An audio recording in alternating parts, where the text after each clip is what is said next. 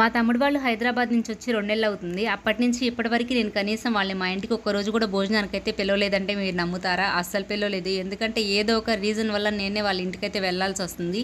సరే ఈ సండే అనేసరి పిలుద్దామని అనుకున్నాను. ఎందుకంటే మా తమ్ముడికి ఈ వీక్ మొత్తం హాలిడే అయితే ఉండదు. ఒక సండేనే ఉంటుంది.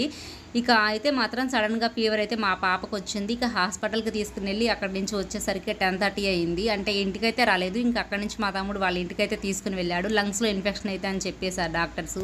ఇకైతే మెడిసిన్ తీసుకుని వాడమ్మా తగ్గిపోతుందిలే అని చెప్పారు. 2 డేస్ హాలిడేస్ కాబట్టి అక్కడే ఉన్నాము. ఇక ఆదివారం కూడా మా తమ్ముడికి అయితే బయటికి వెళ్ళే పని ఉంది. ఇక మాకైతే మాత్రం నాన్ వెజ్ చికెన్ అలాగే మటన్ తెచ్చిచ్చి వెళ్ళాడు. అదొక 1/2 kg ఇదొక 1/2 kg తెచ్చాడు. ఎందుకంటే నేను మా మరదలు మా పవన్ గాడే తినేది, మా అమ్మాయికి పెట్టం కాబట్టి ఇక ఎప్పుడు మామూలు బిర్యానీను మామూలుగా కర్రీ చేసుకుంటున్నాము. ఈసారి కొంచెం డిఫరెంట్గా చేసుకుందామని అనిపించింది. ఇక రైస్లోనే అయితే చికెన్ కలిపేసి అయితే చేశాను. ఇక మటన్ అయితే బాయిల్ చేసి అయితే కర్రీ చేసేసాను. ఈ మటన్ చేయాలంటే నాకు అసలు ఫస్ట్లో వచ్చేది కూడా కాదనమాట. ఎన్ని నీళ్ళు పోసేదానో అయినా మొక్క ఉడికి చచ్చేది కాదు, ఎందుకో తెలియలేదు. ఇప్పుడైతే మాత్రం ఎక్స్పర్ట్ అయ్యాను, చెయ్యి బాగా తిప్పేసేస్తున్నాను. ఇకైతే మా మరదల దగ్గర మట్టి కుండ ఉంది, ఇక దానిలో చేద్దామని అనిపించింది. ఇక దానిలో అయితే చేశాను.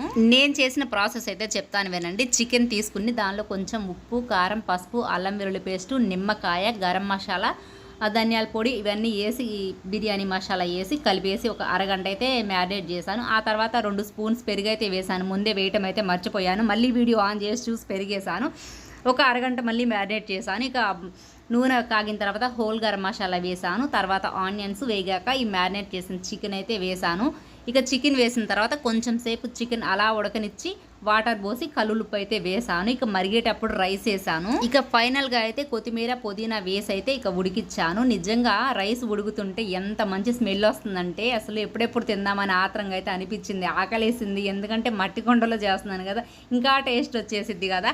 ఇక గబగబా అయితే ఉడకగానే ఇంకా తినేసేసాము. ఇంకా అందరం కలిసి కూర్చుని. నిజంగా రైస్ టేస్ట్ మాత్రం అసలు అదిరిపోయింది. కాకపోతే ముక్కలకి ఉప్పు మాత్రం పట్టింది, కారం అనేది మాత్రం పట్టలేదు చికెన్ ముక్కలకి. ఇక మటన్ చెప్పాల్సిన అవసరం లేదు, అసలు అది కూడా అదిరిపోయింది. ఎంత బాగుందంటే ముక్కలు మెత్తగా జ్యూసీగా సూపర్ ఉన్నాయి. ఇక మా వాడైతే నన్ను పొగడతలతో ముంచేశాడు.